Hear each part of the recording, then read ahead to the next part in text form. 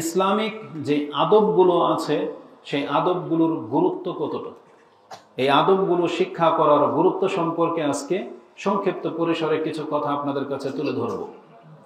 যদিও এই বিষয়টি তলব করা হয়েছে একটা সেমিনার থেকে, তো একদিনের মধ্যে যতটুকু দেখতে পেয়েছি অবশ্যই বিষয়টা অত্যন্ত গুরুত্বপূর্ণ। যদিও এইভাবে আমরা কোনোদিন ভাবিনি, যদিও এইভাবে আমাদের কাছে খুব কম বক্তব্যই পেশ করা হয়ে থাকে। আজকে আমরা মনে করি এগুলো হচ্ছে ছোটোখাটো বিষয়, আমরা বড় বড় বিষয় নিয়ে চিন্তা করা শিখেছি। কবে যুদ্ধ লাগবে, কবে আমরা জিহাদ করব, কবে ইহুদি নাসারাদের রাষ্ট্রগুলো আমাদের দখলে চলে আসবে আর আমরা ঘরে বসে বসে ফল খাবো, এই ধরনের মেন্টালিটি নিয়ে আজকে আমরা বেড়ে উঠতেছি বা ওই অপেক্ষায় বসে আছি।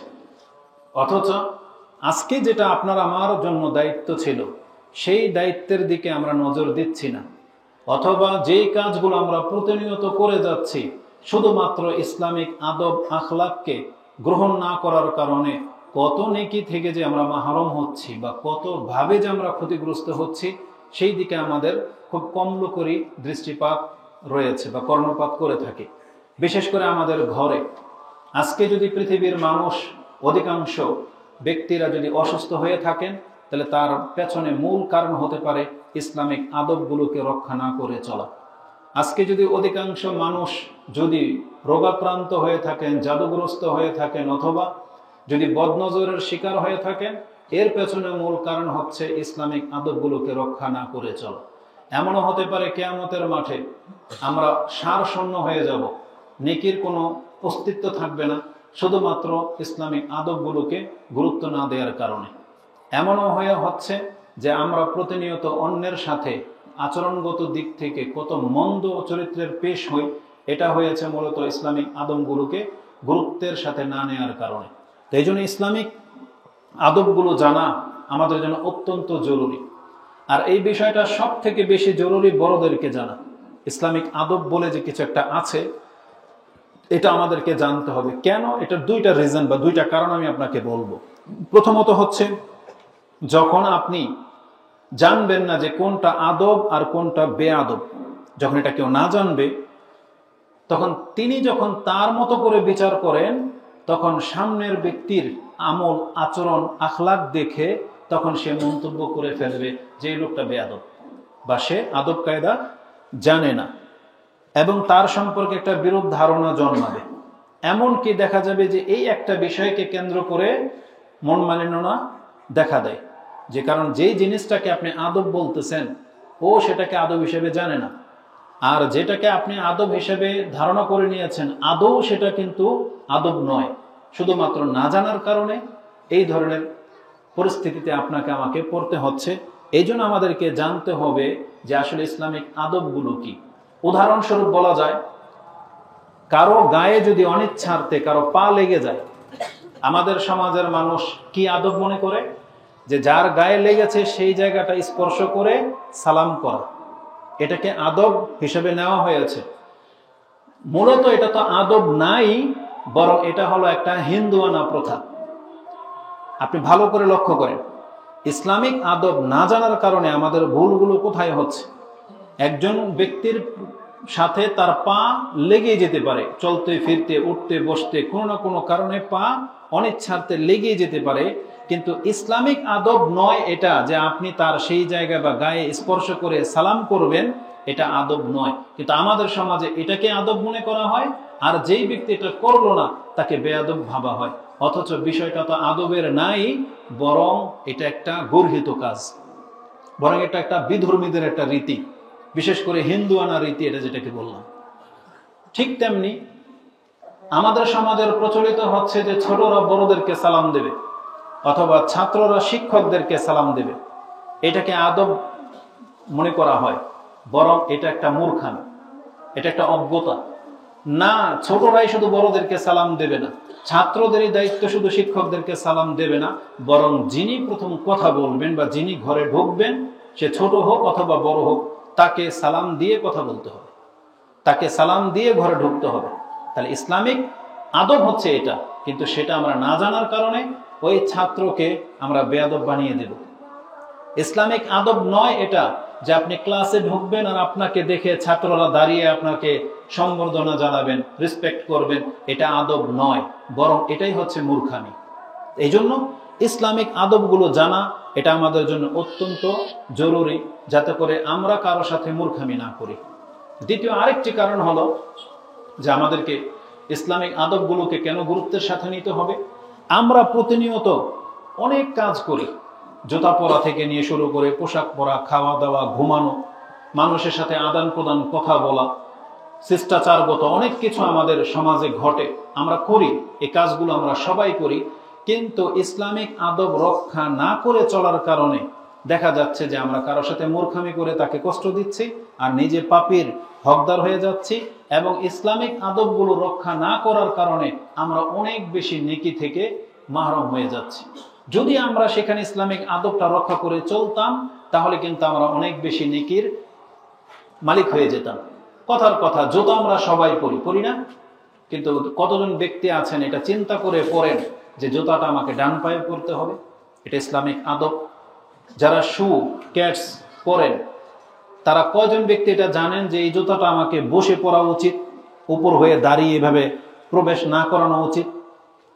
এক তো ক্ষতি হলো, যদি আপনার বাই চান্স সময় মতো এটা না প্রবেশ করে, আপনি পড়ে যেতে পারেন, আপনার রগে মাসালে আঘাত লাগতে পারে, টান লাগতে পারে। তো এই ধরনের জুতাগুলো বসে পরা উচিত, বুট জাতীয়, যেটা ফিতা জাতীয়, যেটাতে সময় লাগে। তো এই বিষয়গুলোকে গুরুত্বের সাথে দেখা হয়েছে। এটা হচ্ছে দুনিয়াবী ব্যাপার। আর সবচেয়ে বড় ব্যাপার হচ্ছে ধর্মীয় চিন্তা ভাবনা।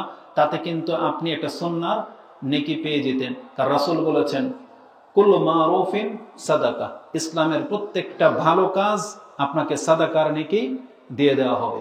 তো এই যে বিষয়টা আমরা না জানার কারণে অনেক বেশি নেকি থেকে আমরা মাহরুম হয়ে যাচ্ছি, যার ফলে আমাদেরকে ইসলামিক আদবগুলো জানতে হবে।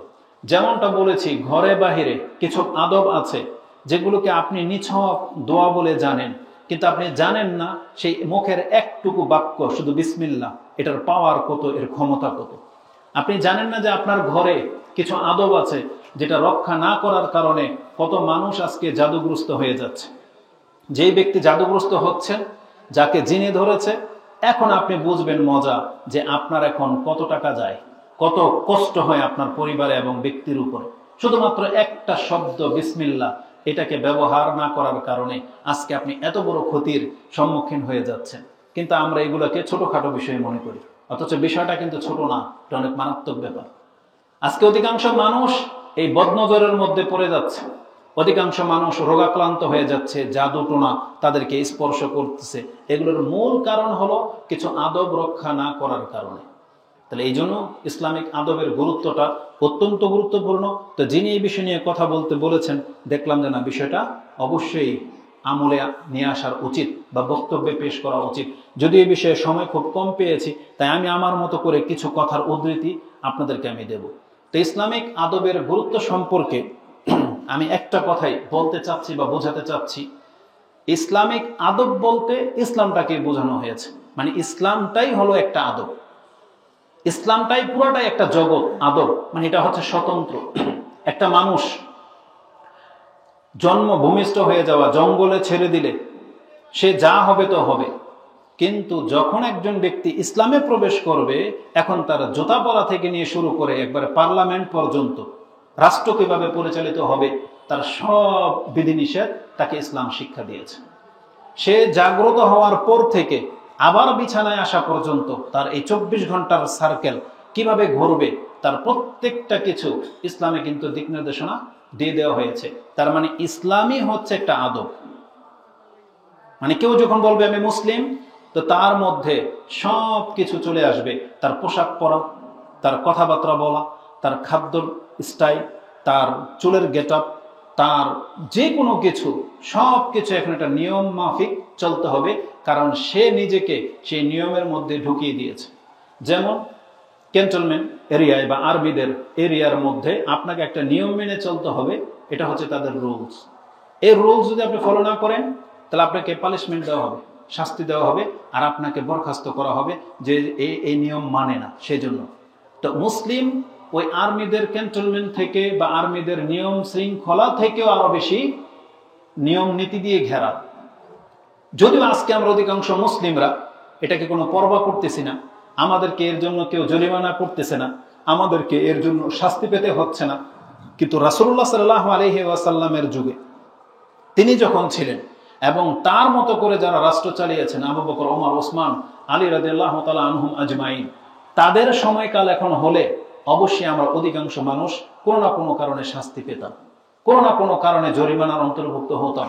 বরং আজও সৌদি আরবের মধ্যে কিছু নিয়ম কানুন আছে, ট্রাফিক আইন, রুলস, এগুলো না মানলে আপনাকে অনেক টাকা জরিমানা ধরা হয়। কিন্তু বাংলাদেশে ওইটা ফিলই করে না। একজন রিক্সাওয়ালা, অটোওয়ালা, একজন বাস ড্রাইভার ঘাড় তেরামি করে যে রাস্তাটা ব্লক করে রাখে, ওর যদি মনুষ্যত্ব বোধ থাকতো, কয়েকটা জিনিসের ঘাটতি আছে।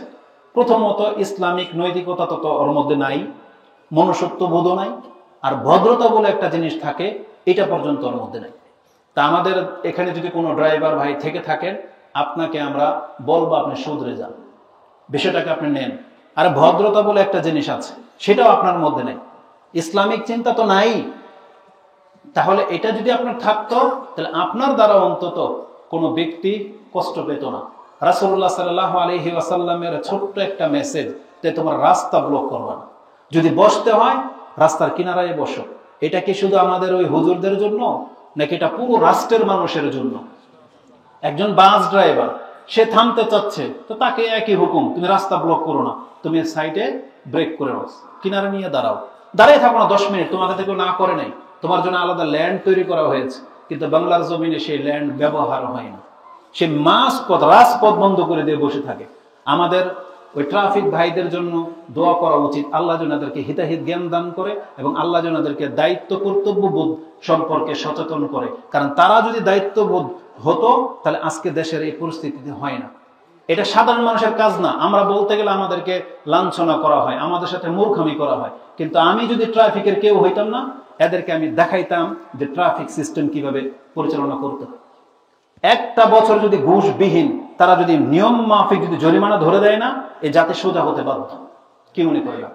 কারণ প্রত্যেকটা মানুষ আইনের কাছে সে বাধ্য।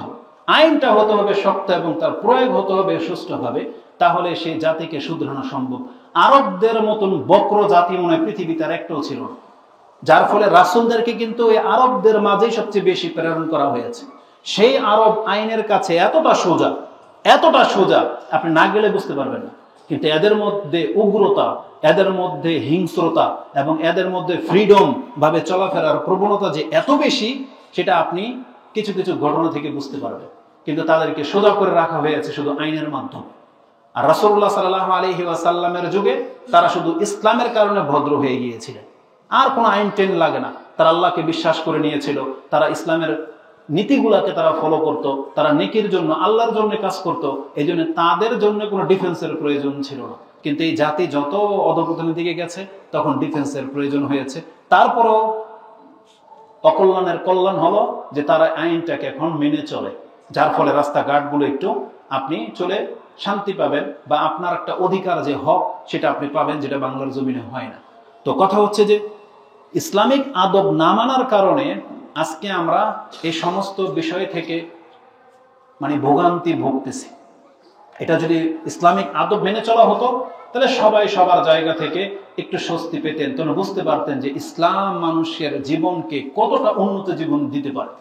কারণ যিনি স্রষ্টা, আল্লাহ বলছেন আলা ইয়ালামু মান খালাকা ওয়া হুয়াল লাতীফুল খাবীর, যেটা আপনি 67 সূরা মুলকের 12-13 নম্বর আয়াতে পেয়ে যাবেন, যে যেই আল্লাহ তোমাকে সৃষ্টি করেছেন, তিনি কি করে না জানবে তোমার ফিতরত সম্পর্কে?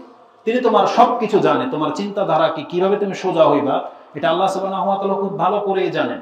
এই জন্য আল্লাহ সুবহানাহু ওয়া তাআলা ইসলামটাকে এমন ভাবে সাজিয়েছেন যে কোনো ব্যক্তি, কোনো জাতি যদি ইসলামটাকে মেনে চলে, তাদের মধ্যে কেউ জুলমের শিকার হবে না, তাদের মধ্যে সবাই একটা প্রশান্তির জীবন পাবে। হায়াত বলা হয়েছে হায়াতুন, এটা হচ্ছে প্রকৃত জীবন। যেমনটা আল্লাহ বলেছেন সূরা আনফাল 8 নম্বর সূরার 24-25 নম্বর থেকে আপনি পড়েন, সেখানে আল্লাহ বলেছেন ইয়া আইয়ুহাল্লাযীনা আমানুস্তাজীবু লিল্লাহি ওয়া লির-রাসূলি ইযা দাআকুম লিমা ইউহীকুম, আল্লাহ এবং তার রাসূল তোমাদেরকে যেই দিকে ডাকে তার ডাকে সাড়া দিয়ে দাও, এটার মধ্যে তোমাদের প্রকৃত জীবন আছে। তাহলে আজকে আমরা মুসলিমরা যদি ইসলামটাকে ইসলামের মতো করে পালন করতাম, তাহলে আমরা বাস্তবিক একটা প্রকৃত জীবন পেতাম। আমরা বাস্তবিক জীবন পেতাম, আমাদের রক্ত, আমাদের সম্মান, আমাদের সম্পত্তি সব হেফাজত হয়ে যেত। যেখানে রাসূল বলেছেন, যেই ব্যক্তি লা ইলাহা ইল্লাল্লাহ বলে নিল, আসামু মিন্নি দিমাউহু ওয়া আমওয়ালুহু ওয়া আরাদাহু, সেই ব্যক্তি তার রক্ত, তার সম্মান, তার ইজ্জত বাঁচিয়ে নিল।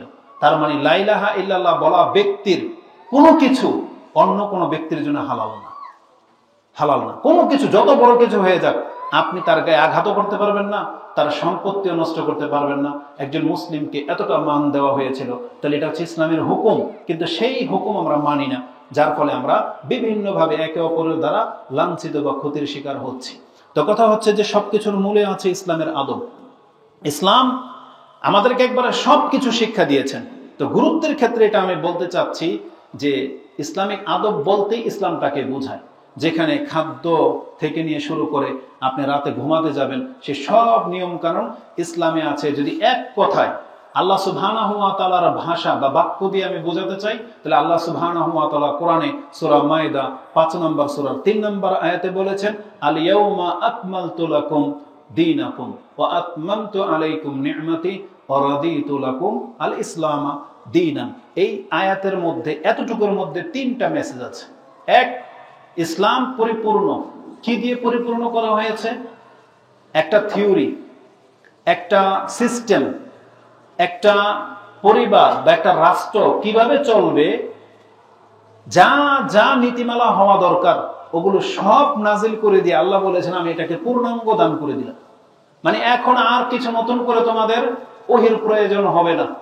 এখন নতুন করে এমন কোন সমস্যা ফেস হবে না যে তোমার কাছে আবার নতুন করে ওহি নাজিল করতে হবে। আল্লাহ বলেছেন এখন আর হবে না। যতগুলো ইবাদত ফরজ করার ফরজ হয়ে গেল, আর ঘাটতি হবে না। যা কিছু হারাম করে দেওয়ার হারাম করে দেওয়া হয়েছে, আর কিছু হালাল হবে না। আর যা কিছু হালাল, এটা পৃথিবীর কিয়ামত পর্যন্ত কেউ হারাম করতে পারবে না। আল্লাহ বলেছেন হালাল হারাম জায়েজ না জায়েজ সবকিছু নাজিল করে দিয়ে তোমাদের জীবনটাকে আমি পূর্ণতা দান করে দিলাম। সেটা হচ্ছে ইসলাম। তার মানে এখানে কোনো কিছু বাদ রাখা হয়নি। এবং আল্লাহ বলেছেন ওয়া আতমামতু আলাইকুম নি'মাতি, আল্লাহ ইবাদতগুলোকে আল্লাহর নিয়ামত বলেছেন। তার মানে কেউ যদি ইসলামিক নিয়ম পদ্ধতি মেনে চলেন, আপনি আল্লাহর নিয়ামতের মাঝে আছেন। সেটা আমরা হয়তো ফিল করি না, কারণ আমরা একজন পালন করি তো 10 জন পালন করি না। ওই 10 জনের কারণে আজকে দেশটা অরাজকতার দিকে চলে গেছে। এই জন্য যেই ব্যক্তি একা সৎ, সে নিজেও সেই মজাটা পাচ্ছি না। কিন্তু যদি সাহাবা একরামদের মতো সবাই একটা অঞ্চল, একটা শহর কেন্দ্রিক যদি আমল করতাম ইসলাম, তাহলে দেখতে পেতেন পৃথিবীর মুসলিম কেন, কাফেররা পর্যন্ত সেই শহরের নাগরিক হওয়ার জন্য ইনভেস্ট করত বা আকাঙ্ক্ষা করত। আপনি করে দেখান, বাস্তবতার সাথে মিল পাবে। আপনি একটা স্টেট অন্তত করে দেখান যেটা ইসলামিক মোতাবেক চলবে, আপনি দেখেন সেই স্টেটের মান মর্যাদা মানুষের কাছে কতটা প্রাধান্য পায়। কিন্তু আমরা তো কেউ করে দেখাচ্ছি না। সবাই গায়ের জোরে চলার চেষ্টা করি, সবাই গায়ের জোরে বাতিল থিওরি দিয়ে রাষ্ট্র পরিচালনা করতেছি। এটা আমাদের ব্যর্থতা। তা আল্লাহ সুবহানাহু ওয়া তাআলা বলে দিয়েছেন ওয়া আতমামতু আলাইকুম নি'মাতি ওয়া রাদিতু লাকুম আল ইসলাম দীনা। এটা বলে দেওয়ার পর আল্লাহ বলতেছেন, তবে তুমি একটা কথা জেনে রাখো, আল্লাহকে যদি সন্তুষ্ট করতে হয় তাহলে তোমাকে ইসলামের এই আদবের ভিত্তিতে আসতে হবে। তুমি যদি ইসলামের আদবগুলো মেনে চলো, তাহলে জেনে নাও আল্লাহ তোমার উপর সন্তুষ্ট। হোক সেটা ছোট জিনিস। ছোট জিনিস কি? যেমন বললাম জুতা পরা। জুতা পরা আপনি ডান পা দিয়ে পরেন, আল্লাহ আপনার উপর সন্তুষ্ট হয়ে যাবে। আপনি বাম পা দিয়ে বাথরুমে ঢোকেন, আল্লাহ আপনার উপর সন্তুষ্ট হয়ে যাবে। রাস্তায় কোনো কষ্টদায়ক বস্তু পড়ে আছে, ইসলামিক আদব কি? আপনি এটাকে তুলে ফেলে দেন। নাকি এই কথা বলা হয়েছে যে তার মান অনুযায়ী উঠাবে, যে আমার মান যায় না এটা? না। আরে মুহাম্মদুর রাসূলুল্লাহ সাল্লাল্লাহু আলাইহি ওয়াসাল্লাম যদি মসজিদের দেয়াল থেকে যদি কারো নাক ফোঁটা, কফ ফোঁটা যদি পরিষ্কার করতে পারেন, পৃথিবীর মধ্যে তার মান মর্যাদা অনুযায়ী আর কোন রাজা বাদশা আসতে পারবে? আসতে পারবে না। তাহলে আপনার আমার গায়ে কেন লাগে যে মসজিদের মধ্যে একটা ময়লা পড়ে আছে সেটা পকেটে তুলে নিয়ে বাইরে ফেলে দেওয়া? এটা গায়ে কেন লাগে? এটার জন্য আলাদা খাদেম কেন লাগবে? বরং এই মসজিদের খাদেম আমরা সবাই, আল্লাহর ঘরের খাদেম আমরা সবাই। নিজেরা নাপাক করবো দূরের কথা, একটা কোনো কিছু অন্য কারো জন্য ফেলে রাখবো না, বরং এটা আমাদের নিজের হাতে করতে হবে। রাসূল বলেছেন, আমাকে ভালো কাজ এবং মন্দ কাজের লিস্ট দেখানো হয়েছে। আমি ভালো কাজের মধ্যে প্রথমেই দেখতে পেলাম মানুষ তার মুখ দিয়ে কথা বলবে লা ইলাহা ইল্লাল্লাহ, এটা হচ্ছে সবচেয়ে ভালো কাজ। আর তার মধ্যে দেখতে পেলাম যে রাস্তা থেকে একটা কষ্টদায়ক বস্তু তুলে ফেলে দেওয়া, এটাও ভালো কাজের লিস্টের মধ্যে আল্লাহ লিখে রেখেছে। আর মন্দ কাজগুলো দেখানো হয়েছে, তার মধ্যে দেখতে পেলাম আল্লাহকে মেনে নেওয়ার পরে কোনো ব্যক্তি শিরিক করবে, এটা হচ্ছে সবচেয়ে বড় খারাপ কাজ। আর দেখতে পেলাম সেখানে লেখা আছে যে মসজিদের মধ্যে কেউ নোংরা করবে, তার ওই যে চামড়া ছিলে ফেলবে, দাড়ি ফেলবে, নখ ছিঁড়ে ফেলে দিবে, মানে মসজিদকে নোংরা করবে, সেটাও মন্দ কাজের মধ্যে আল্লাহ সুবহানাহু ওয়া তাআলা লিখে রেখেছেন। এটা মস্ত বড় জিনিস। তো আল্লাহ সুবহানাহু ওয়া তাআলা বলেছেন, এখন তুমি যদি আল্লাহকে সন্তুষ্ট করতে চাও তাহলে ইসলামিক আদবগুলো তোমার জীবনে বাস্তবায়ন করতে হবে, তাতে আল্লাহ সুবহানাহু ওয়া তাআলা সন্তুষ্ট হবে। তো সব কিছুর ক্ষেত্রে আল্লাহ সুবহানাহু ওয়া তাআলা এই ইসলামিক নিয়ম রেখেছেন। এটা কেন করেছেন আল্লাহ? এক তো বললাম, কোন ব্যক্তি ইসলামিক নিয়ম যদি ফলো করে তাহলে দুইটা জিনিস প্রতিষ্ঠিত হয়ে যাবে। এক, উত্তম আখলাক, উত্তম চরিত্রের মানুষ সম্ভব। আর হলো এর মধ্যে প্রত্যেকটা কিছুর হক জড়িত, সে হক প্রতিষ্ঠা হয়ে যাবে। কেউ যদি ইসলামিক নিয়ম মেনে চলে তাহলে এটার কারণে সে যে ভদ্র, সে যে উত্তম আখলাকের লোক, সেটা প্রমাণ হয়ে যাবে, এবং যার সাথে করা হবে তার হকটা পুরো হয়ে যাবে। এই হককে প্রতিষ্ঠা করার জন্য ইসলামিক আদবগুলোকে আল্লাহ সুবহানাহু ওয়া তাআলা সাজিয়েছেন। যদি আমি আরবদের মতো অত চমৎকার করে তো হয়তো আপনাকে বোঝাতে পারবো না, তবে কাল থেকে এই পর্যন্ত না হইলেও 100টা বক্তব্য আমি সার্চ করেছি যে ইসলামিক আদবের গুরুত্ব, ইসলামিক আদব কি, এগুলো নিয়ে বহু বক্তব্য পেয়েছি, কিন্তু আদবটাকে গুরুত্বের সাথে তুলে ধরবে এমন কোনো বক্তব্যই পেলাম না। তবে একজন শেখ, যিনি ডক্টর সুলাইমান আল রোহাইলি হাফেজাহুল্লাহ, তার বক্তব্যের মধ্যে এতটুকু কাটপিস পেলাম, তিনি বর্তমান সময়ের মুসলিমদেরকে উদ্দেশ্য করে একটা উপদেশমূলক কথা বলেছেন। তার মধ্যে যখনই এই কথাটা এসেছে যে ইসলামিক আদবগুলোকে রক্ষা করে চলার গুরুত্ব কত, তখন তিনি আল্লাহর কসম করে 3 বার তারপরে জাতিকে বলেছেন, বর্তমান মুসলিমরা যদি আমাদের সালাফদের মতো ইসলামের আদবগুলো শিক্ষা করত তাহলে কি হতো? 3টা জিনিস বলেছেন, তাহলে তারা বহু ফিতনাকে প্রতিহত করতে পারত। আজকে আমরা ইসলামিক আদবগুলো মেনে চলে না বিদায় আমরা বহুভাবে ফিতনার শিকার হয়ে যাচ্ছি। আমরা ফিতনায় পড়ে যাচ্ছি শুধু ইসলামিক আদব রক্ষা না করার কারণে। যদি ফিতনা ধরেন মহিলা সংক্রান্ত হয়, তাহলে আমরা কেন ইসলামিক আদব মানি না?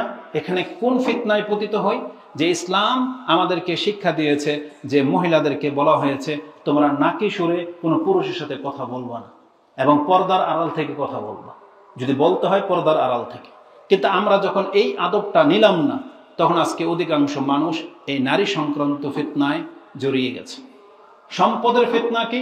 আমাদেরকে বলা হয়েছে যেটা হালাল সেটা গ্রহণ করো, হারামের দিকে যেও না।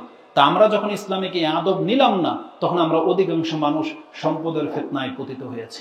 আমাদেরকে বলা হয়েছে কথা বলতে গেলে ভদ্রতার সাথে কথা বলবা, কিন্তু আমরা যখন মূর্খামি করি, কিছু হলেই রেগে যাই, আক্রোশমূলক গিয়ে আচরণ করি, তখন ঝগড়া লেগে যাচ্ছে, তখন মন মালিন্যতা তৈরি হচ্ছে, তখন একে অপরের উপরে আঘাত লেগে যাচ্ছে। এই ফিতনায় জড়িয়ে যাচ্ছি শুধু ইসলামের এই একটা আদবকে রক্ষা না করার কারণে। তো তিনি কসম করে বলতেছেন যে বর্তমান মুসলিমদের উচিত আমাদের পূর্বের সালাফদের আদর্শ মোতাবিক ইসলামিক আদবের শিক্ষা গ্রহণ করা, যেমনটা তারা রাসূলুল্লাহ সাল্লাল্লাহু আলাইহি ওয়াসাল্লাম থেকে শিক্ষা গ্রহণ করেছিলেন। কিভাবে খেতে হবে, বসতে হবে, কথা বলতে হবে। কত সাহাবী তো আছে ইসলামিক এই আদব শিক্ষা পাওয়ার কারণে ইসলামে গ্রহণ করে নিয়েছেন। সালমান ফারসি সম্ভবত তিনি বলেন, যখন আমি প্রথম ইসলাম আমার অন্তরে ঢুকে যায়, এই কথাগুলো শুনে আমি যখন দেখলাম রাসূলুল্লাহ সাল্লাল্লাহু আলাইহি ওয়াসাল্লামকে মানুষ ঘিরে রেখেছে, তখন আমি উকি মেরে দেখলাম তার চেহারাটা এবং ভাবলাম যে এটা কোনো মিথ্যুকের চেহারা হইতে পারে না। তখন তার মুখ থেকে সর্বপ্রথম যে উপদেশ বাণীগুলো আমি শুনেছি, এটা আমার অন্তরের ভিতরে ইসলামকে একবারে গেঁথে দিয়েছিল। এটা কি ছিল? বলছে, ইয়া আইয়ুহান নাস আফশুস সালাম ওয়া তুতিমুত তাআম ওয়াসিলুল আরহাম ওয়াসাল্লু বিল-লাইলি ওয়ান-নাসু নিয়াম তাদখুলুল জান্নাতা বিসালাম। হে মানুষ, তোমরা একে অপরকে সালাম দাও, সালামের প্রচার ঘটাও, একে অপরকে খাদ্য খাওয়াও, তোমরা আত্মীয়তার সম্পর্কে রক্ষা করে চলো, রাতে উঠে নামাজ পড়ো।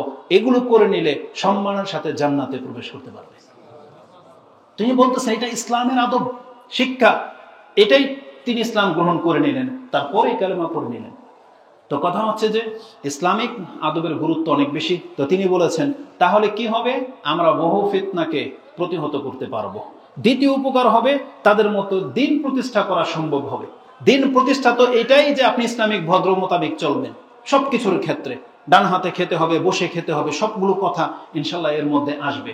এবং তৃতীয় ফায়দা হলো, তিনি বলেছেন তাহলে সম্মানিত হওয়া এটা আপনি স্পষ্টভাবে প্রত্যক্ষ করতে পারবেন। যে যেই সাহাবীদের নাম নিলে আজকে আমরা রাদিয়াল্লাহু তাআলা আনহু বলি যে তাদের উপর আল্লাহ সন্তুষ্ট, তারা যতটা সম্মানিত আমাদের কাছে, আমরা অতটা সম্মানিত হতে পারতাম যদি তাদের মতো আমরা ইসলামিক আদবগুলো গ্রহণ করতাম। কারণ তারা কিন্তু সম্মানিত হয়েছে ইসলামিক আদবগুলো গ্রহণ করার কারণে। তারা কথা বললে সালাম দিয়ে কথা বলতেন, ডান হাতে আদান প্রদান করতেন, মেহমানদের সম্মান করতেন, মেহমানরাও মেজবানের গুরুত্ব বুঝতেন, তাদেরকে সাথে নিয়ে খেতেন, একজন আরেকজনকে ছাড়া খেতেন না। তারপরে একে অপরের স্যাক্রিফাইসের ক্ষেত্রে সবচেয়ে উত্তম পন্থাটাই অবলম্বন করতেন। এইভাবেই কিন্তু মানুষ একে অপরকে সম্মান দেখায় এবং সম্মান প্রাপ্ত হয়। কিন্তু আমরা যখন অন্যকে সম্মান করি না, এজন্য আমাকেও কেউ সম্মান করে না। আজকে আমাদের সবার অবস্থা হয়ে গেছে তেমন। আজকে যেমন আমরা বড়দেরকে শ্রদ্ধা করি না, আমরাও যখন বড় হব তখনই ছোটরা আমাদেরকে পাত্তা দেবে না। কিন্তু আমরা সবাই যদি ইসলামের নিয়মটা ফলো করতাম, তাহলে যেই সম্মানটা আমরা আজকে বড়দেরকে দেখাবো, আমরাও যখন বড় হব তাহলে আমাদেরকেও রেসপেক্ট, সম্মান করার মতো এমন জাতি আল্লাহ সৃষ্টি করে দিতেন। কিন্তু আমরা সেটা হারিয়ে ফেলতেছি। সবাই নিজের ইগো নিয়ে বেঁচে আছি, কেউ কাউকে তিরস্কার করতে সামান্যতম দ্বিধা করি না, যা ইচ্ছা তাই বলে দিচ্ছি। একটু পরে সে কথাগুলো আসবে। তো ইসলামের আদবের গুরুত্ব সম্পর্কে আমি এতটাই বলতে পারি, যে সম্পর্কে স্পেসিফিক কোন আয়াত আর হাদিস তো আপনার কাছে পেশ করা যাবে না। কেন যাবে না? কারণ পুরো ইসলামটাই হচ্ছে একটা আদব। ইসলামের প্রত্যেকটা শিক্ষাই গুরুত্বপূর্ণ। যারা সেটা গ্রহণ করতেছেন না, তারা কত ক্ষতির মধ্যে আছেন সেই সম্পর্কে আপনাকে ইঙ্গিত করে দিই যে অবশ্যই আমাদেরকে সব ক্ষেত্রে ইসলামিক আদবগুলোকে খেয়াল রাখতে হবে। আর এর গুরুত্ব কতটা, একটা দিক দিয়ে বুঝাই যে ইসলামের আদবের গুরুত্ব কত। প্রত্যেকটা সাইডে তো আছে। কথা বলার মধ্যে আদব আছে, খাবারের মধ্যে আদব আছে, ঘরের মধ্যে ঢোকার আদব আছে, ইবাদতের মধ্যে আদব আছে, কারো সাথে লেনদেন সম্পর্ক করার ক্ষেত্রে আদব আছে। আসুন দেখায় যেটা গুরুত্ব কত। যদি আপনি কথা বলার ক্ষেত্রে ইসলামিক আদব রক্ষা না করেন, তাহলে আপনার কতটা ক্ষতি হতে পারে, আর যদি আদব রক্ষা করে কথা বলেন তাহলে কতটা আপনার উপকার হতে পারে, এই সম্পর্কে একটা কথা আপনাকে বলে দিই।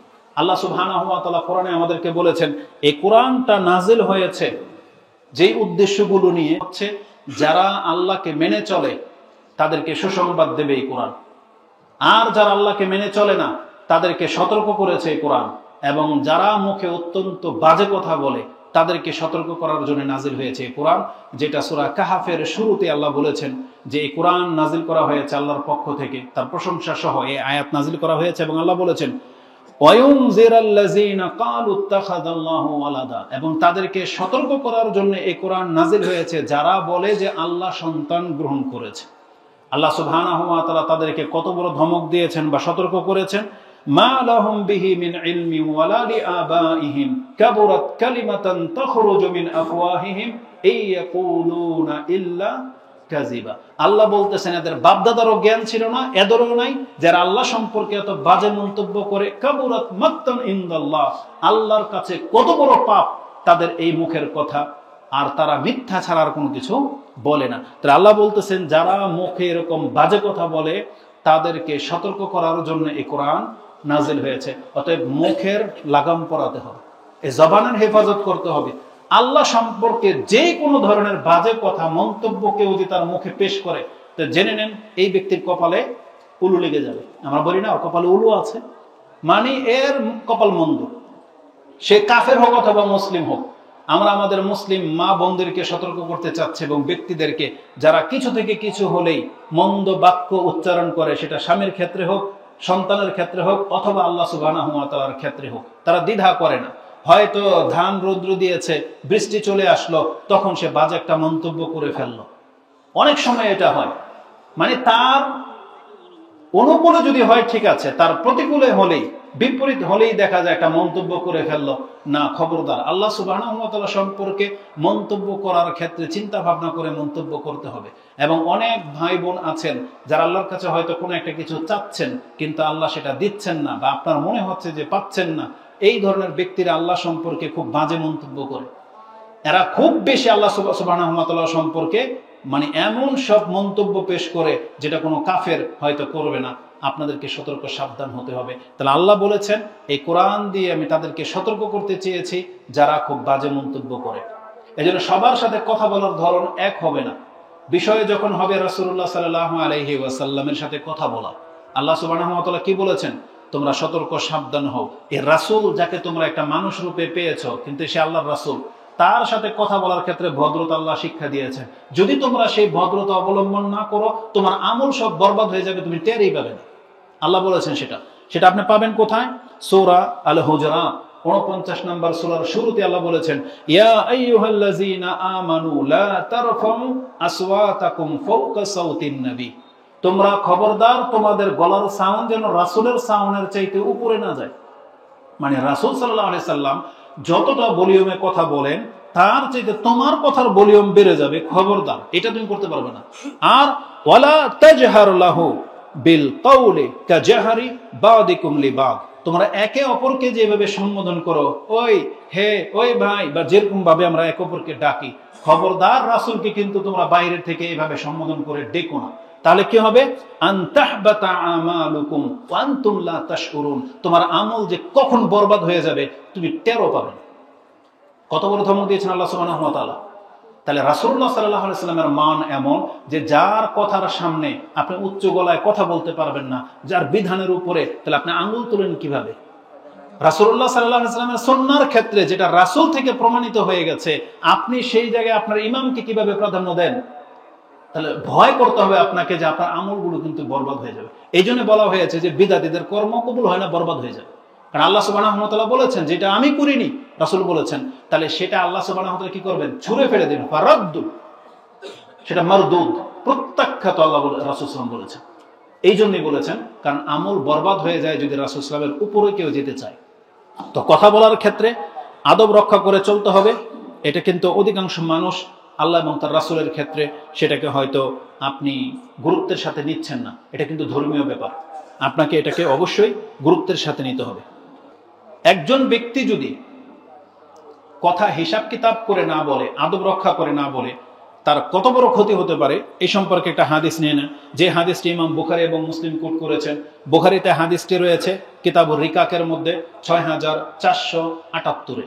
এই 6470 থেকে নিয়ে 80 পর্যন্ত 10টা হাদিস হিফজুল লিসান, জবানের হেফাজত করার ক্ষেত্রে ব্যবহার হয়েছে। তার মধ্যে একটা হাদিস আবু হুরায়রা থেকে, আনিন নবী সাল্লাল্লাহু আলাইহি ওয়াসাল্লাম ক্বালা ওয়া ইন্নাল আবদা লা ইয়াতাকাল্লামু বিল কালিমাত মিন সাখাতিল্লাহ।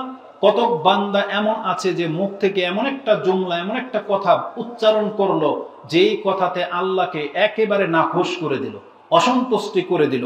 মা ইয়াতাবায়ানু মা ফিহা, সে পরবাও করে নাই যে তার কথার মন্দ তিক্ততা কত, সে পরবাও করে নাই।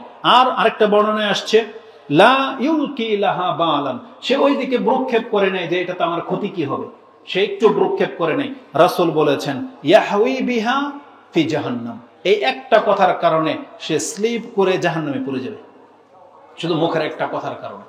তার মানে কি, আপনি হাঁটতেছেন শুকনা জায়গায়, নিচে গর্ত, অনেক সময় দেখবেন পা স্লিপ করে আপনি গর্তে, যেটা আপনি কোনোদিন ভাবতেও পারেন নাই যে আপনি এত নিচে গিয়ে পড়বেন।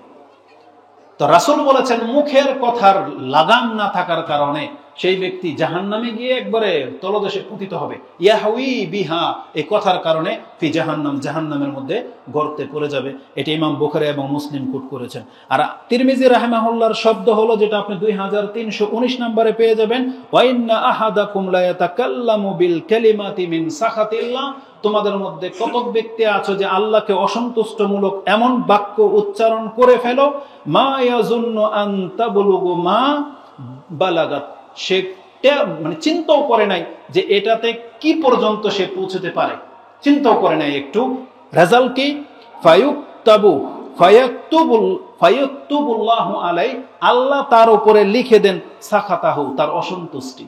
আল্লাহ তার উপরে লিখে দেন যে এই ব্যক্তির উপরে আমি অসন্তুষ্ট হয়ে গেলাম, ওর উপরে আমি আর কোনোদিন সন্তুষ্ট হব না।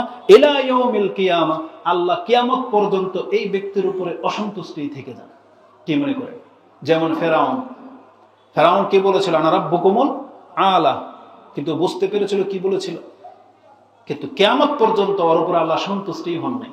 আল্লাহ ক্ষমা করতে চেয়েছিলেন, কিন্তু যখন ফিরল না তখন আল্লাহর উপর তার সন্তুষ্টি হলেন না। ইবলিস এমন কথা বলে দিয়েছিল যে আল্লাহর প্রতি আর সন্তুষ্টি হলেন না।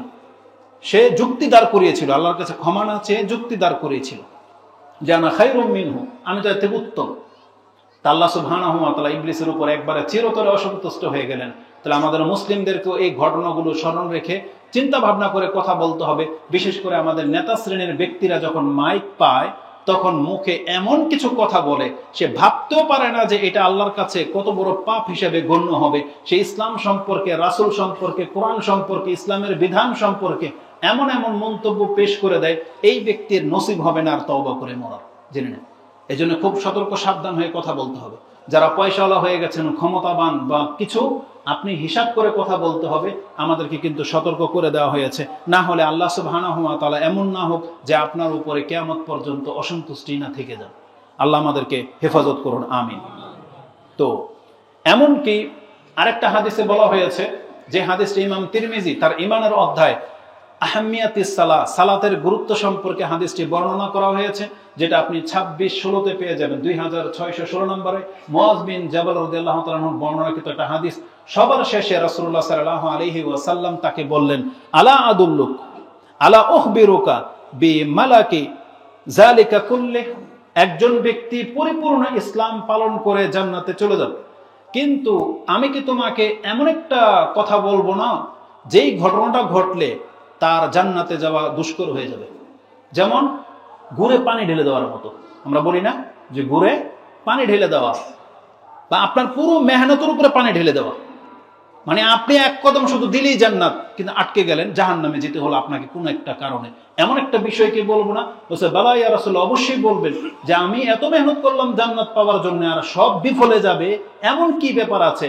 তখন মুআয বিন জাবাল বলতেছেন যে ফা আখাযা বিলিসানিহি, রাসূল তার জিহ্বাটাকে টেনে ধরলেন এবং বললেন কুফু আলাইকা হাযা, তোমার এই জিহ্বাটাকে তুমি সংযত রাখো, কারণ এটা এত মারাত্মক জিনিস। তোমার এই জিহ্বা এমন একটা বাক্য উচ্চারণ করে দেবে যে তোমার জীবনের সমস্ত আমল বরবাদ হয়ে যেতে পারে। বলছে কুফু আলাইকা হাযা।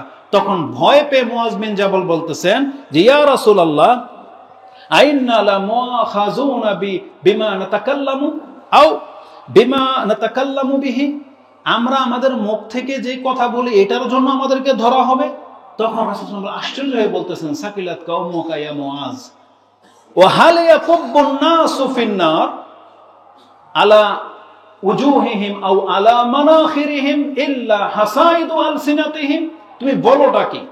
একজন ব্যক্তিকে মুখের ভরে অথবা উল্টো করে জাহান্নামে ফেলা হবে, এটা যদি মুখের কারণে না হয় তাহলে আর কোন অপরাধের কারণে করা হবে?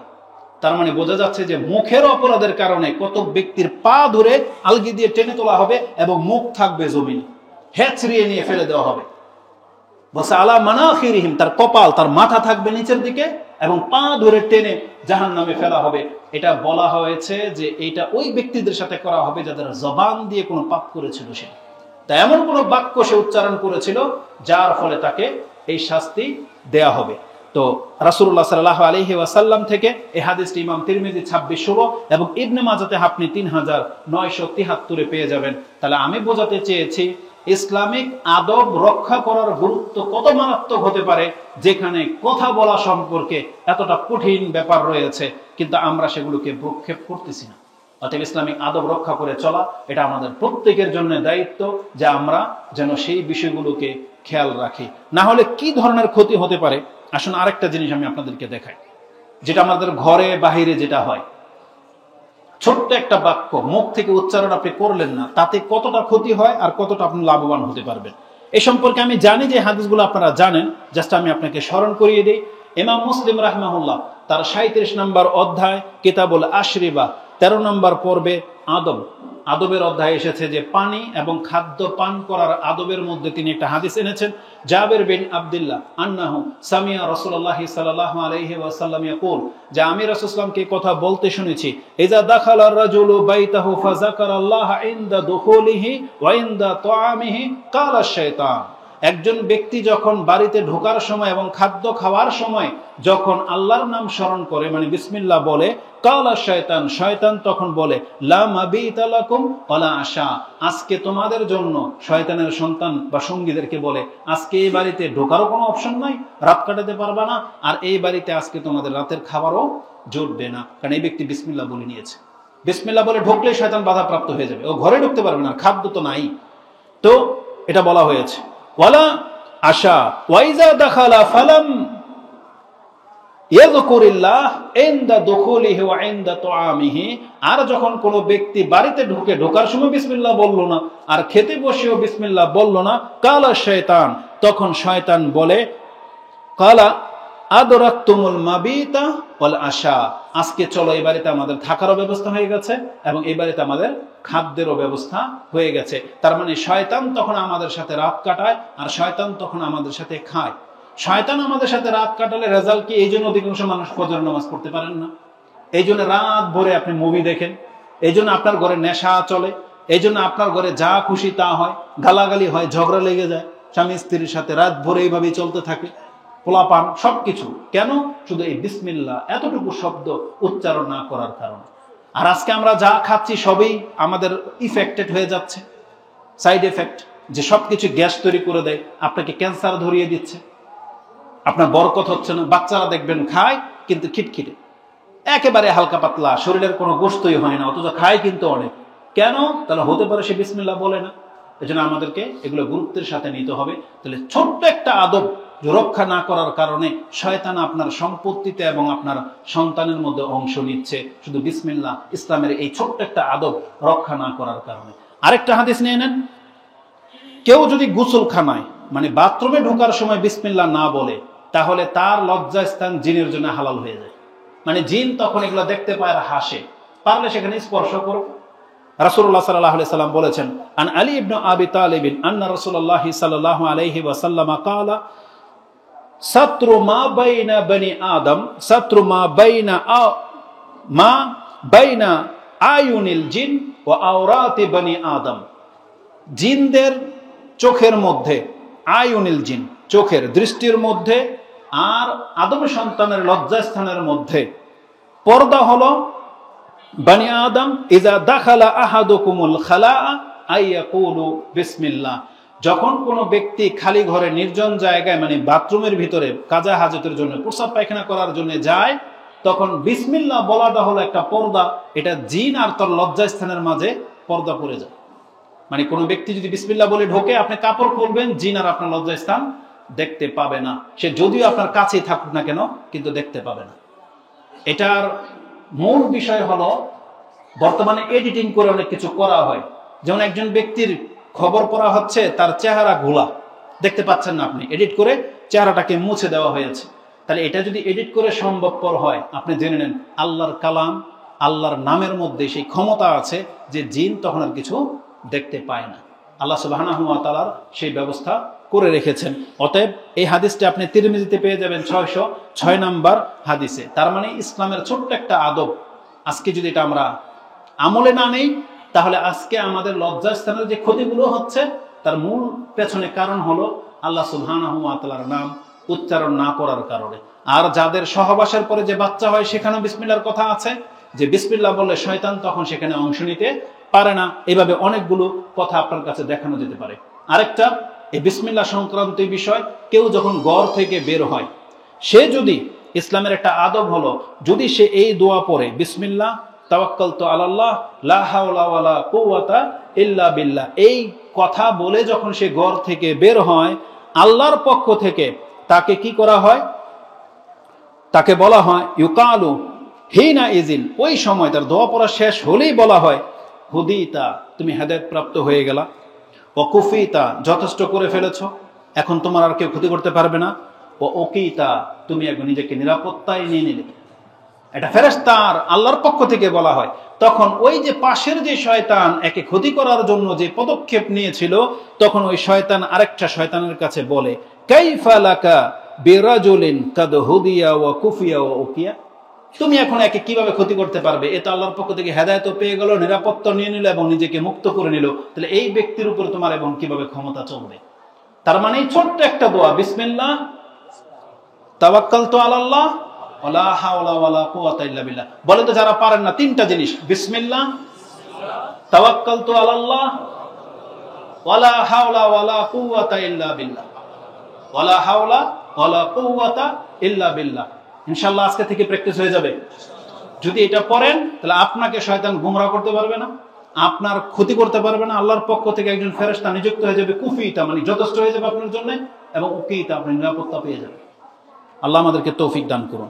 তাহলে ইসলামের এই ছোট্ট একটা আদব আমরা রক্ষা করে চলি না বিদায় আজকে অধিকাংশ মুসলিমরা আমরা ঘর থেকে যখন বের হই আমাদের যত রকমের গুমরাহি কাজ সেটা আমরা করি, মানুষের সাথে মূর্খামি করি, মানুষের সাথে আমরা নিজে অন্যকে লাঞ্ছিত করি, নিজেও লাঞ্ছিত হই। এই মর্মে আরেকটি দোয়া আছে, ওটাও আপনারা পড়বেন যে আল্লাহুম্মা ইন্নী আউযু বিকা আন আদিল্লা আও উদাল আও আজিল্লা আও উজাল আও উজলিমা আও আজলামা আও আজহালা আও ইউজহালা আলাই। দেখে নেবেন বিভিন্ন শব্দে হাদিসটা আছে যে আল্লাহ আমি তোমার কাছে আশ্রয় চাচ্ছি, আমি যেন কাউকে গুমরাহ না করি, কেউ যেন আমাকে গুমরাহ করতে না পারে। আমি যেন কারোর সাথে মূর্খামি না করি, কেউ যেন আমার সাথে মূর্খামি না করতে পারে। আমি যেন কাউকে লাঞ্ছিত না করি, কেউ যেন আমাকে লাঞ্ছিত করতে না পারে। আমি যেন কারোর উপর জুলুম না করি, আল্লাহ আমার উপর যেন কেউ জুলুম না করতে পারে। চিন্তা করা যায় ইসলাম। তাহলে ইসলাম অন্যকে জুলুম করা কখনোই শেখায় নাই, অন্যকে লাঞ্ছিত করা, অন্যের ক্ষতি করা, এটা ইসলাম কখনোই শেখায় নাই। কিন্তু আজকে আমরা ইসলামিক আদব মেনে চলি না বিদায় আজকে আমাদের দ্বারা সবকিছু হয়ে যাচ্ছে, অন্য লাঞ্ছিত হচ্ছে, আমাকেও লাঞ্ছিত করা হচ্ছে, সবকিছু। আপনি ভেবে নেন যে বিষয়টা কতটা সেন্সিটিভ। অতএব ইসলামের এই আদবগুলো রক্ষা করে চলা এটা আমাদের উপর অত্যন্ত গুরুত্বপূর্ণ। যদি আমরা এটা না করি তাহলে বিভিন্নভাবে আমরা ক্ষতিগ্রস্তদের অন্তর্ভুক্ত হয়ে যাচ্ছি। ঠিক কথা বলার আদব এটা আমি আপনাকে বুঝালাম, ঘরে ঢোকার বের হওয়ার আদব সম্পর্কে বুঝালাম। দোয়া করার ক্ষেত্রে আদব আছে। আপনি যে আল্লাহর কাছে চাইবেন কিছু, দোয়া করবেন, এটার আদব নাই? আজকে আমরা মনে করি যে আল্লাহর কাছে চাইলাম তো দিল না, না আপনি আদবকে রক্ষা করেন নাই, হয়তো সেজন্য আপনি পাচ্ছেন না। ইসলামিক আদব আছে। এই জন্য রাসূল বলেছেন ইসলামের একটা আদব আজকে আপনি নিয়ে নেন যে দোয়া করার ক্ষেত্রে আপনাকে সে আদব রক্ষা করে চলতে হবে, তাহলে হয়তো আপনি দোয়া কবুলযোগ্য হবে, না হতে সেটা এইভাবেই থেকে যাবে। এই মর্মে একটা হাদিস ইমাম বুখারী এবং মুসলিম কোট করেছেন, কিতাবুদ দোয়ার অধ্যায়, দোয়া এবং জিকিরের অধ্যায়। বুখারীতে হাদিসটি ৮০ নম্বর অধ্যায়ে রয়েছে ৬৩৪০, এবং মুসলিমে হাদিসটি ৬৮২৮ নম্বরে পেয়ে যাবেন। আবু হুরায়রা তার বর্ণনাকারী, কালা রাসূলুল্লাহ সাল্লাল্লাহু আলাইহি ওয়াসাল্লাম ইউস্তাজাবু লিআহাদিকুম, তোমাদের প্রত্যেকের দোয়া কবুল হবে ততক্ষণ পর্যন্ত মা লাম ইয়াজাল। আরেকটা বর্ণনা আসছে ইস্তাজাল, তোমাদের দোয়া ততক্ষণ পর্যন্ত কবুল হবে যতক্ষণ পর্যন্ত একজন ব্যক্তি তাড়াহুড়া না করবে। মা ইউজাল কিলা ওমা ওমাই ইয়াস্তাজিলু বা ওমাই ইয়াজাল ইয়া রাসূলুল্লাহ, কিভাবে একজন ব্যক্তি তাড়াহুড়া করে, কোন বিষয়টাকে এটাকে গণনা করা হবে? রাসূল বলেছেন ইয়াকুল দাউতু রাব্বি কাদ দাউতু রাব্বি, এই তো আমি আমার রবকে কতবার ডাকলাম, কত দোয়া করলাম, ফালাম ইউস্তাজাবু লি, অথচ আল্লাহ এখন পর্যন্ত আমার দোয়া কবুল করলেন না। এই যে মন্তব্য, এটাই হলো কি? তাড়াহুড়া করা। আল্লাহ সুবহানাহু ওয়া তাআলা ওই ব্যক্তির এই দোয়া আর কবুল করবেন না যখন সে মন্তব্য করে দেবে। এখন আপনার প্রশ্ন জাগতে পারে, তাহলে কি আমি এখন দোয়া করতেই থাকবো আর বিপদ আমার 10 বছর ধরে লেগে থাকুক? এটা অধিকাংশ মানুষ মনে করেন যে আমি এক্ষণ দোয়া করলাম, এক্ষণ কেন কবুল হইল না? এটা আমরা অনেকে মনে করি। আপনি কি ভুলে গেছেন ইয়াকুব আলাইহিস সালামের ঘটনা? কতকাল তিনি অসুস্থ ছিলেন? আইয়ুব, ইয়াকুব আলাইহিস সালাম। আপনি কি ভুলে গেছেন ইব্রাহিম আলাইহিস সালামের ঘটনা? কত বছর তার সন্তান হয়নি।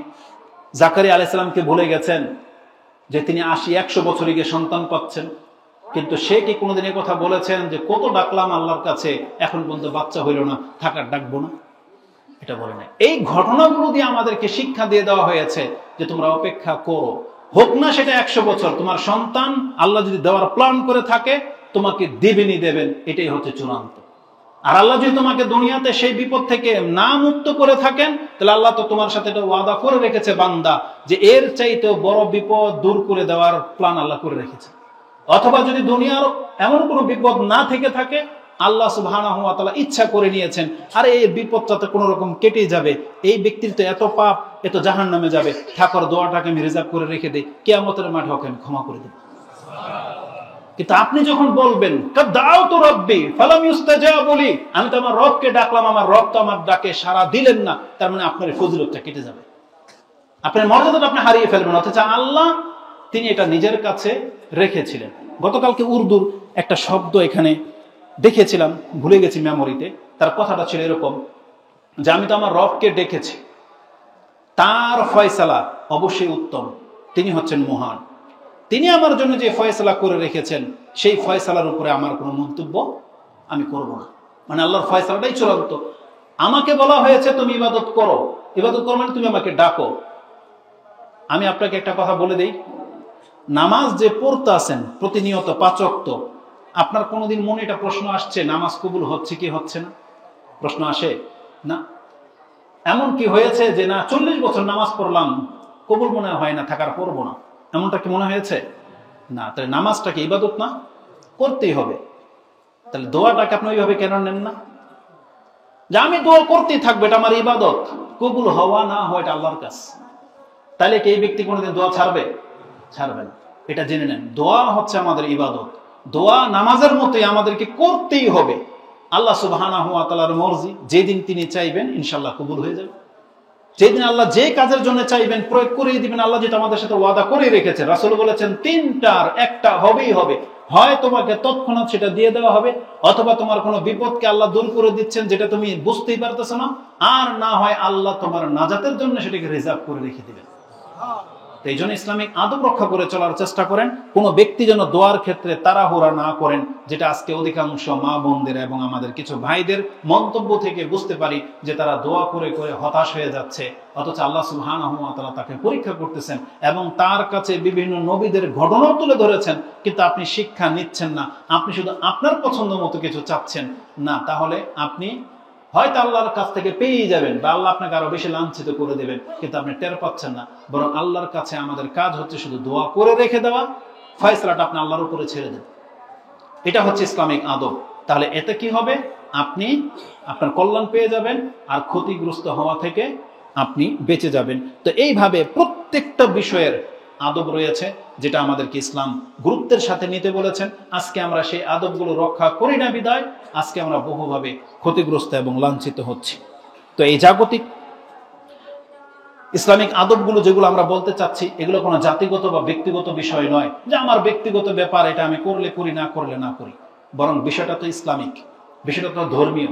এই জন্য ধর্মীয় ব্যাপারে আমার মনে হয় মুসলিম হিসেবে আমাদেরকে এটা মেনেই নিতে হবে। জুতা ডান পায়ে পরার জন্য কি হুজুর হওয়া জরুরি? মাদ্রাসায় পড়া জরুরি? নাকি মুসলিম হইলেই হয়? আপনি মুসলিম, তাহলে পড়েন না আজকে থেকে জুতা ডান পায়ে। ডান হাতে খাওয়া, বসে খাওয়া, এটার জন্য কি মাদ্রাসায় পড়া জরুরি? না। আপনি শিক্ষা গ্রহণ করেছেন, করেন না, আপনার মধ্যে এই ভদ্রতা দেখান, তাহলে তো হয়ে গেল। কিছু জিনিস আছে যেগুলো তো আপনি করেনি, শুধু আপনার ইচ্ছাটাকে শুধু প্রাধান্য দেন, ইচ্ছাটাকে শুধু প্রাধান্য দেন, তাহলে তো আপনি বলতে পারবেন যে আমি একজন মুসলিম।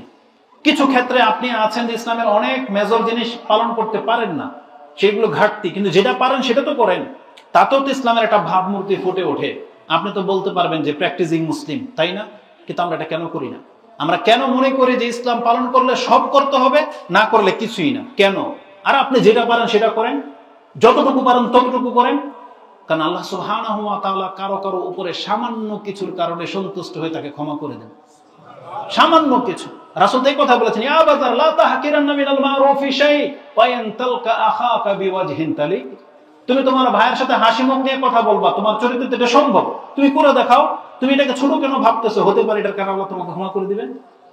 ইসলাম অত্যন্ত সহজ, এবং আল্লাহ শুধু চায় যে আমার বান্দা ক্ষমা পাওয়ার জন্য কি কি করে, দেখি ও কি কি করে। কোন একটা উল্লেখযোগ্য কিছু পেশ করে দেন, আল্লাহ সন্তুষ্ট হয়ে গেলে আপনাকে নাজাত দিয়ে দিবেন। আল্লাহকে এক্সাম্পল দেখান নাই? একজন ব্যক্তি রাস্তার একটা গাছ কেটে দিয়েছিল, শুধু এই জন্য যে মানুষের কষ্ট হচ্ছে কেটে দিই, আল্লাহর কাছে পছন্দ হয়েছে, আল্লাহর পাপগুলো ক্ষমা করে দিয়ে জান্নাতি দিয়ে দিয়েছেন। এবার মুসলিম কোট করেছেন কিতাবুল বিররি ওয়াস সিলার মধ্যে পাবেন। তো আল্লাহ সুবহানাহু ওয়া তাআলার কাছে সামান্য কিছুর কদর আছে, কিন্তু সেটা হইতে হবে আল্লাহর সন্তুষ্টির জন্য। এটা হইতে হবে ইসলামিক মাফিক অনুযায়ী, মোতাবেক। মানে যদি এটা রাসূলুল্লাহ সাল্লাল্লাহু আলাইহি ওয়াসাল্লামের দ্বীনের মতো না হয়, তাহলে যত বড় ভালো কাজে আপনি করেন না কেন, আল্লাহ সুবহানাহু ওয়া তাআলা কিন্তু সেটা আপনার কাছ থেকে গ্রহণ করবেন না। এই জন্য ইসলামিক আদবগুলো জানা অত্যন্ত জরুরি। এই জন্য ইসলামিক আদবগুলো মানা, এটা অত্যন্ত গুরুত্বের সাথে আপনাকে নিতে হবে। এর জন্য ইসলামের প্রথম আদব কি জানেন? দেখেন আল্লাহ আমাদেরকে শিখিয়েছেন। এই জন্য আল্লাহ বিধান নাজিল করার আগে প্রথম আয়াতই নাজিল করে দিয়েছেন কি? ইকরা, তুমি পড়ো। তার মানে আপনি কোরআন হাদিস পড়বেন, আপনি ইসলামের আদবগুলো জানতে পারবেন, আর জানতে পারলে আপনি মানতে পারবেন। আল্লাহ সুবহানাহু ওয়া তাআলা বলে দিয়েছেন কোরআনে, যেটা আপনি সূরা জুমারের মধ্যে পেয়ে যাবেন, 9 নম্বর আয়াত। আল্লাহ বলেন, কুল হাল ইয়াস্তাউই আল্লাযিনা ইয়ালামুনা ওয়াল্লাযিনা লা ইয়ালামুন। হে নবী, আপনি বলে দেন, যারা জানলো আর যারা জানে না, তারা কি সমান? তারা সমান না। তাহলে যেই ব্যক্তি জানলেন যে কথা বলতে গেলে সালাম দিয়ে কথা বলতে হয় এবং সামনের ব্যক্তির মর্যাদাকে রক্ষা করে কথা বলতে হবে, তাহলে আপনি কি তারা প্রথমেই চান্সে গালি দিতে পারেন? তাকে কি ঝাড়তে পারেন? তার মানহানি করতে পারেন? পারেন না। তার মানে এটা হচ্ছে জানাওয়ালা ব্যক্তি। আপনাকে একটা কথা বলে দিই, ভদ্রতা মানে জ্ঞানী না। আর জ্ঞানী হলেই যে ভদ্র হতে হবে এটা জরুরি না। অভদ্র কখনো কখনো মানে ভালো কিছু, মানে মূর্খ কখনো কখনো ভদ্র হয়, আবার অনেক জ্ঞানী আবার অভদ্র হয়। আর আদব মানি হলো জ্ঞান। জেনে নেন, একজন ব্যক্তি জ্ঞানী না হওয়া ছাড়া কোনোদিন সে আদবকারী হতে পারে না। কারণ আদবটা তো, এটা তো ইসলামিক একটা রুলস, এটা একটা সিস্টেম। মানে আদব কোনটা বেয়াদব কোনটা, যে ভূমিকাতে যে বলেছি, এটা আপনাকে নির্ণয় করলে তো চলবে না। এটা দেখতে হবে যে ইসলাম এটাকে আদব বলেছে কিনা। যেমন যে বলেছি পায়ের সাথে পা বা গায়ের মধ্যে পা লেগে গেছে, এখন এখানে কি করতে হবে এটা আপনার মেন্টালিটি দিয়ে বিচার করলে তো হবে না। দেখতে হবে ইসলাম এখানে কি বলেছে। ইসলাম কি বলেছে? কিছুই বলেনি। তার পায়ের সাথে পা লাগতেই পারে। যদি ব্যথা পেয়ে যায় তখন বলতে হবে যে আমি দেখি নাই, দুঃখিত, ব্যথা লাগছে, কোথায় ডলে দেন বা ধরেন বা ক্ষমা চান। কিন্তু পায়ে ধরে সালাম করা, এটা তো ইসলাম শেখায় নাই আপনাকে। এটা তো আপনি নিয়েছেন হিন্দুদের কাছ থেকে। বিয়ের দিন ছেলে বউ নিয়ে আসছে, এসে উপর হয়ে তার বাপমার পায়ে ধরে সালাম করতে হবে, এটা তো আপনাদের সমাজ দেশাচার, এটা বাপমার থিওরি। ইসলাম তো এটা আপনাকে শেখায় নাই। তো এটা ভদ্রতা না। এই জন্য ভদ্র হতে হলে ইসলামের প্রত্যেকটা বিধান আপনাকে জানতে হবে। আর আল্লাহ বলেছেন যারা জানে আর যারা জানে না তারা কোনোদিন সমান হতে পারে না। ইন্নামা ইয়াতাযাক্কারু উলুল আলবাব, নিশ্চয়ই বিচক্ষণরাই জ্ঞানী হয়ে থাকে, বিচক্ষণরাই উপদেশ নিয়ে থাকে। অতএব আমাদেরকে উত্তম চরিত্রবান হতে হলে আমাদেরকে আগে ইসলামিক আদবগুলো জানতে হবে, যেটা আল্লাহ সুবহানাহু ওয়া তাআলা আমাদেরকে গুরুত্বের সাথে শিক্ষা দিয়েছেন। এবং একটা কথা বলে দিই, প্রত্যেক পুরুষের জন্য এটা, যারা নিজে শিখেন এবং নিজের পরিবারের লোকদেরকে ইসলামিক আদব শিখাবেন, আপনার মর্যাদা কি জানেন? রাসূল বলেছেন এমন ব্যক্তিদের জন্য ডাবল নেকি। এমন ব্যক্তিদের জন্য ডাবল নেকি। রাসূল বলেছেন 3 ব্যক্তিরা আল্লাহর পক্ষ থেকে ডাবল ডাবল নেকি পায়। সালাসাতুন, 3 শ্রেণীর ব্যক্তি আছে, লাহুম আজরানে, তাদের জন্য ডাবল নেকি রয়েছে। এক, ওই ব্যক্তি রাজুলুন মিন আহলিল কিতাব, যদি সে আহলি কিতাবের কেউ হয়। 2 নবীর প্রতি ঈমান এনে আমরা মনে করি আমরা প্রত্যেকটা মুসলিম ডাবল ডাবল নেকি পাবো। পাবো না? কারণ আমরা কোন নবীকে অস্বীকার করি? আমরা সব নবীর প্রতি ঈমান এনেছি। আমরা আল্লাহর কাছে দোয়া করি, আল্লাহ তুমি আমাদেরকে ডাবল ডাবল নেকি দান করো, আমিন। এবং রাসূল বলেছেন ওয়ারাজুলুন মামলুক, একজন কৃতদাস যদি থাকে সেই ব্যক্তি ডাবল নেকি পাবে যদি ওয়া হাক্কা মাওয়ালিহি ওয়া ইজা আদ্দা হাক্কাল্লাহি ওয়া হাক্কা মাওয়ালিহি, যেই ব্যক্তি আল্লাহর হক আদায় করে এবং তার মালিকেরও যদি হক আদায় করে, তাহলে এমন গোলাম থেকে থাকলে সে আল্লাহর কাছ থেকে ডাবল নেকি পাবে। আর যেটা আমাদের সাথে সম্পর্কযুক্ত, রাসূল বলেছেন ওয়ারাজুলুন কানাত ইনদাহু আমাতুন, যার কাছে একজন দাসী আছে, যেটা আমাদের কারো কাছে দাসী নাই, কিন্তু আমাদের কাছে কি আছে? আমাদের স্ত্রীরা আছে, আমাদের মেয়েরা আছে, আমাদের বোনেরা আছে, আমাদের ঘরের মহিলারা আছে। তাহলে সেটা আপনি ওখানে প্রয়োগ করেন। ফাআদ্দাহা ফাআহসানা তা'দীবাহা, সে যদি তার ওই অধীনস্থ মহিলাকে আদব কায়দা শিক্ষা দেয়, উত্তম আদব কায়দা, ওয়া আল্লামাহা ফাআহসানা তা'লিমাহা, এবং তাদেরকে ইলম শিক্ষা দেয় এবং উত্তম ইলম শিক্ষা দেয়, মানে কোরআন হাদিসের ভদ্রতা শিখায়। সুম্মা আতাকাহা, তাকে যদি স্বাধীন করে দিয়ে বিয়ে করে নেয়, ফালাহু আজরান, তাহলে এই ব্যক্তির জন্য ডাবল নেকি রয়েছে। তার মানে আমরা তো কৃতদাস না, বরং একজন মহিলাকে বিয়ে করে আনছি। তাহলে আপনি যদি বিবাহিত স্ত্রীকে যদি এখন উত্তম আদর্শ শিক্ষা দেন, তাদেরকে যদি ইসলাম শিখান, রাসূল বলেছেন এমন প্রত্যেক ব্যক্তির জন্য ডাবল ডাবল নেকির ব্যবস্থা আল্লাহ করে রেখেছেন। এটা ইমাম বুখারী তার কিতাবুল ইলমের মধ্যে 97 নম্বর হাদিসে আপনি পেয়ে যাবেন। তা আমি আমার এই ক্ষুদ্র জ্ঞান থেকে একদিনের প্রচেষ্টায় যতগুলো কথা আপনার কাছে পেশ করেছি, আল্লাহ আমার এই কথাতে বরকত দান করুন। এবং আমি আশা করি এই কথাটা আপনি গুরুত্বের সাথে নেবেন যে ইসলামিক আদব আমাদের জন্য অত্যন্ত জরুরি। যে যতগুলো সেক্টর থেকে আদবগুলোকে আয়ত্ত করতে পারবেন, আপনি উত্তম চরিত্রের মানুষ হতে পারবেন। আজকের পর থেকে যদি আপনি কথা বলেন সালাম দিয়ে, হাসি মুখ নিয়ে, সহজ কথা বলেন, অল্প কথা বলেন, তাহলে অবশ্যই আপনাকে একদিন না একদিন সম্মান করা হবে। আপনি জ্ঞান গর্ব কথা বলেন, আপনাকে সম্মান করা হবে। এই চলমান পরিস্থিতিতে একটা এক্সাম্পল দিয়ে দিই, বড় বড় আলেমদেরকে পর্যন্ত এখন তিরস্কার করা হচ্ছে, যার কারণে সাধারণ মানুষ পর্যন্ত সে আলেমের বদনাম করে বা তার কাছে তাকে রেসপেক্ট করে না। কেন? শুধু মুখের কথার কারণে। এই জন্য একজন আলেম সার্টিফিকেট দাঁড়িয়ে হয়েও শুধু মুখের কথার কারণে অনেক শ্রোতাদের সে অভিশাপ কামাচ্ছে, বা অনেক শ্রোতাদের কাছ থেকে সে হেয় হয়ে যাচ্ছে, অমূল্যায়ন হয়ে যাচ্ছে শুধু মুখের কথার কারণে। আর আমরা সাধারণ মানুষরা তো আমাদের এমনিতে কোনো ভ্যালু নেই, তাই না? এমনিতে কোনো আমাদের মান মর্যাদা নেই। তাতে মান মর্যাদা যদি বাড়াতে চান তাহলে জবানটাকে হেফাজত করতে হবে, জবানকে সুন্দর করতে হবে, এবং যত বেশি সম্ভব ইসলামিক আদব দিয়ে নিজেকে গড়তে হবে। তাহলে হতে পারে আমরা উত্তম মুসলিম হিসেবে এই জাতিকে কিছু উপহার দিতে পারবো। আল্লাহ তুমি আমাকে এবং আমাদের মুসলিম ভাইদেরকে কবুল করো। আকুলু লিকাউলি হাযা আস্তাগফিরুল্লাহ লি ওয়া লাকুম ওয়া লিসাইরিল মুসলিমিন ফাস্তাগফিরুহ।